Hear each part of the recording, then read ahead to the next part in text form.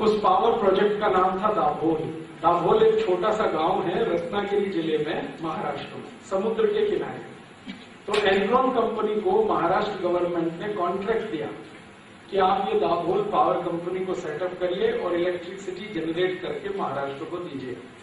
Interesting बात यह कि एनरॉन कंपनी ने जिंदगी में कभी भी इलेक्ट्रिसिटी बनाया नहीं, कभी नहीं बनाया। एनरॉन कंपनी का बैलेंस शीट जब मैंने देखा तो उनके पिछले 20 साल के बैलेंस शीट में कहीं भी ऐसा कुछ नहीं था कि उन्होंने 1 मेगावाट तो दूर का बात है, 1 यूनिट, 1 यूनिट इलेक्ट्रिसिटी प्रोड्यूस किया है।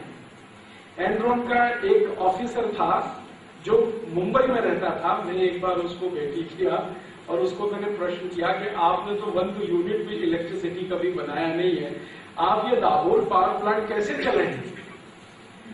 तो उसने मुझे बताया कि हमने तो इलेक्ट्रिसिटी नहीं बनाया, लेकिन अमेरिका में जिसने इलेक्ट्रिसिटी बनाया है वो कंपनी को हम लाएंगे और उसको अपना सब कॉन्ट्रैक्टर बनाएंगे।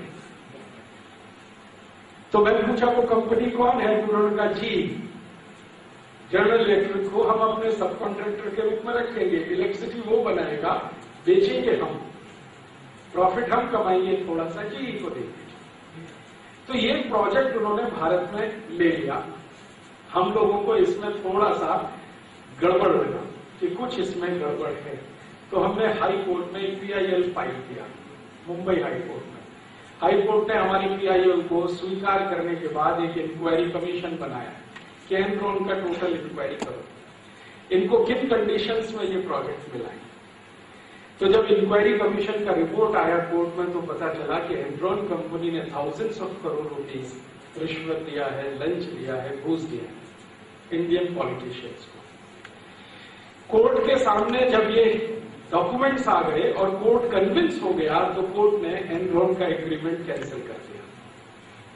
हाई कोर्ट ऑफ महाराष्ट्र ने एग्रीमेंट कैंसिल किया। जैसे ही एग्रीमेंट कैंसिल हुआ तो एनरॉन एकदम पागल हो गया, बौखला गया। नेक्स्ट डे उन्होंने प्रेस कॉन्फ्रेंस बुलाया और उन्होंने ये बताना शुरू किया कि हमने किस पॉलिटिशियन को कितना पैसा दिया।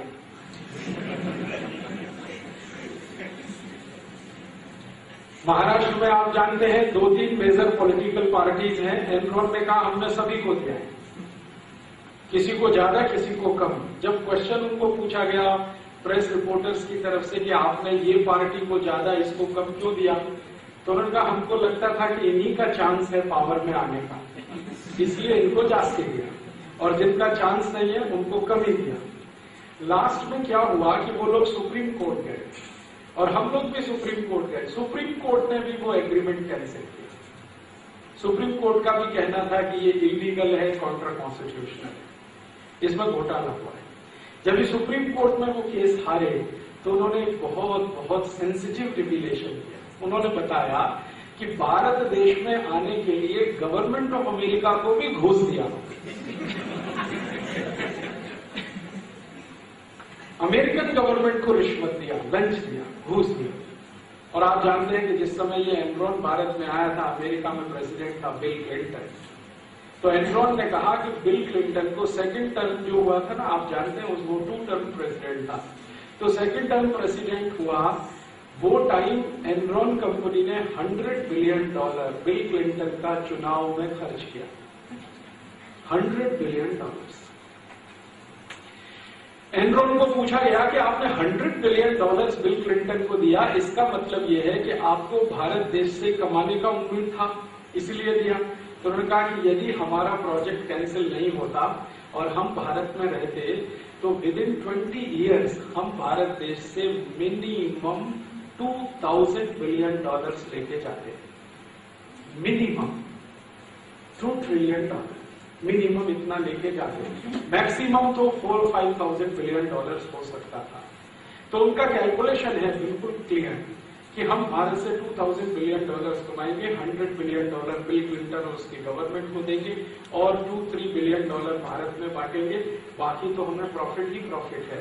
तो वो एक इंटरेस्टिंग बात बोल कर गए कि हम जब भारत में आते हैं तो लंच और रिश्वत का पैसा इन्वेस्टमेंट के साथ लाते हैं। हाँ, हमारा जो इन्वेस्टमेंट का पैसा होता है उसमें लंच और रिश्वत का इंक्लूड करते हैं, वो हमारा इन्वेस्टमेंट है, और वो टॉप टू बॉटम। तो अमेरिका में भी घूसखोरी है, रिश्वतखोरी है, भ्रष्टाचार है, बस इतना ही अंतर है। मैंने आपसे कहा कि भारत में $2-3 बिलियन में पॉलिटिकल पार्टीज को आप खरीदी कर सकते हैं, अमेरिका में $100 बिलियन लगता है, खरीदी वहां भी होता है। बाद में क्या हुआ, जब उनका ये बात आया ना, तो हम लोगों ने एक अच्छा सा काम किया कि उनका जो स्टेटमेंट था वो रिकॉर्ड किया कैसेट में, वीडियो कैसेट में, ऑडियो कैसेट में, और जो स्टेटमेंट उनका न्यूज़पेपर में प्रिंट हुआ वो सब कटिंग करके और वो अमेरिका भेज दिया।